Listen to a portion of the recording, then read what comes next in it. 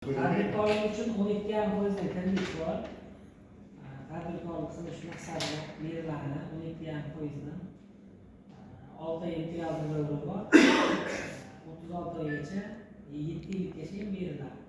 7 yilligi 3 yil imtiyoz davri bo'ladi. 3 yildan keyin tanishib olishadi. Ko'rik.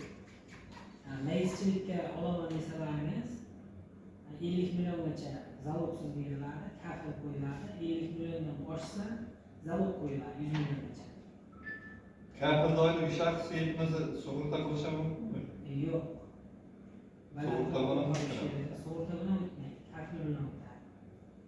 Biznesga birinchi qadam kredit bor. Oldin 18 milliondan 30 milliongacha bo'ladi. Biznesga birinchi qadam.